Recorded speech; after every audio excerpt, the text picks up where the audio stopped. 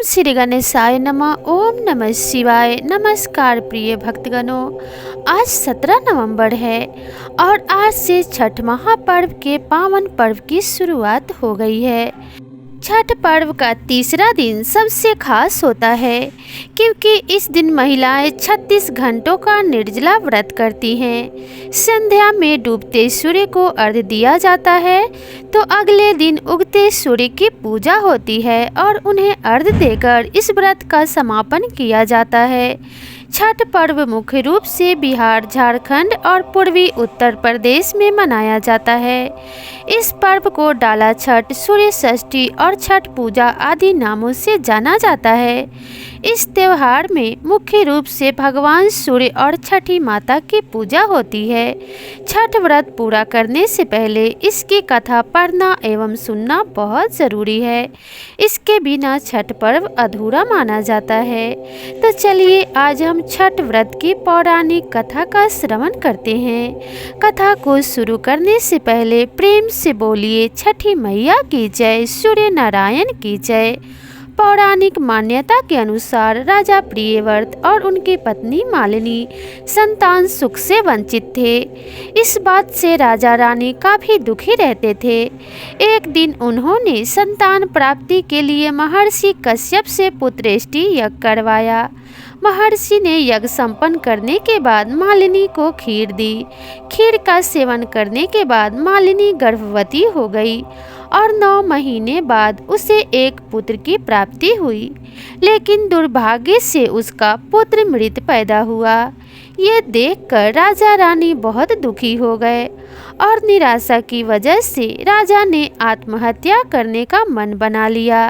परंतु जैसे ही राजा आत्महत्या करने लगे तो उनके सामने भगवान की मानस पुत्री देवसेना प्रकट हुई और उन्होंने कहा, मैं षष्ठी देवी हूँ और मैं लोगों को पुत्र सुख प्रदान करती हूँ।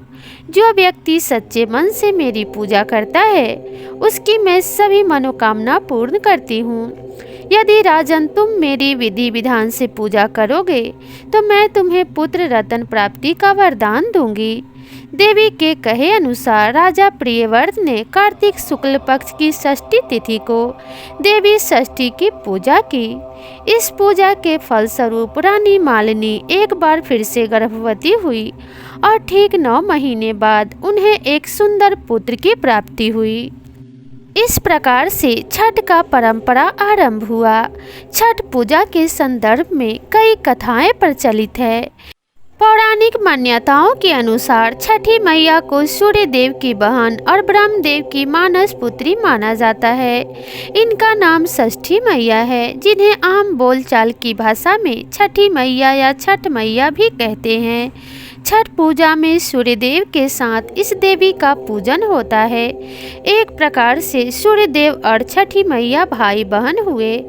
पौराणिक कथाओं के अनुसार जब ब्रह्मा जी ने सृष्टि की रचना प्रारंभ की तो उन्होंने अपने शरीर से 2 हिस्से किए, दायां भाग पुरुष और बायां भाग प्रकृति।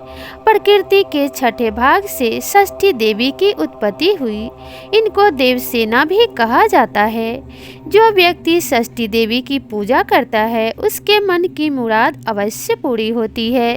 छठ पूजा व्रत की कथा के अनुसार वाल्मीकि रामायण में भी छठ पूजा के संकेत मिलते हैं। इसके मुताबिक पौराणिक नगर अंग प्रदेश की राजधानी मुंगेर में माता सीता ने भी 6 दिनों तक छठ पूजा की थी। रावण वध के बाद जब भगवान श्री राम 14 साल का वनवास भोगकर अयोध्या वापस आए थे तो रावण वध के पाप से मुक्ति पाने के लिए उन्होंने राजसूय यज्ञ किया था। इस यज्ञ के लिए भगवान राम ने मुग्दल ऋषि को भी न्योता दिया था, लेकिन मुग्दल ऋषि ने अयोध्या जाने के बजाय भगवान राम और सीता को ही अपने आश्रम में आने का आदेश दिया।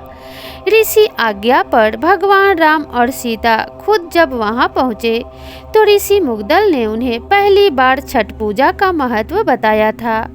ऋषि मुग्दल की ओर से बताई गई विधि के आधार पर माता सीता ने पहली बार सूर्य देव की उपासना करके 6 दिनों तक छठ का व्रत किया था।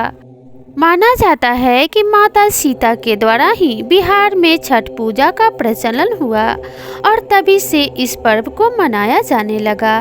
शास्त्रों के अनुसार देवी द्रौपदी से भी जोड़कर छठ पूजा को देखा जाता है। मान्यता है कि जब पांडव जुए में अपना सारा राजपाट हार गए तब द्रौपदी ने छठ का व्रत रखा था। द्रौपदी के व्रत के फल से पांडवों को अपना राजपाट वापस मिल गया था। इसी तरह छठ का व्रत करने से लोगों के घरों में समृद्धि और सुख आता है। छठ मुख्य रूप से बिहार, झारखंड, उत्तर प्रदेश सहित कई क्षेत्रों में मनाया जाता है। छठ पूजा सूर्य षष्ठी या छठ व्रत में सूर्य भगवान की पूजा होती है और धरती पर लोगों के सुखी जीवन के लिए सूर्य देव के प्रति आभार व्यक्त किया जाता है। सूर्य देव को ऊर्जा और जीवन शक्ति का देवता माना जाता है, इसलिए छठ पर्व पर समृद्धि के लिए पूजा की जाती है। सूर्य की पूजा से विभिन्न बीमारियों का इलाज संभव है। सूर्य पूजा के साथ स्नान किया जाता है, इससे कुष्ठ रोग जैसी गंभीर बीमारी भी दूर हो जाती है।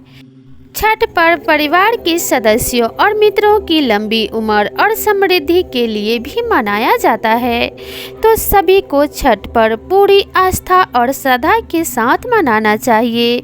छठ का महापर्व सुख समृद्धि देने वाला और आरोग्यता प्रदान करने वाला माना गया है। जो भी व्रती अपने मन में जो भी इच्छाएं लेकर इस व्रत को करते हैं, उनकी सभी इच्छाएं छठी मैया और भगवान सूर्य नारायण अवश्य पूरी करते हैं। इसलिए सभी को छठी मैया के कथा का गुणगान करते हुए पूरी विधि विधान और निष्ठा के साथ इस व्रत को रखना चाहिए। आप सभी प्रिय भक्तगणों को छठ पर्व की हार्दिक शुभकामनाएं।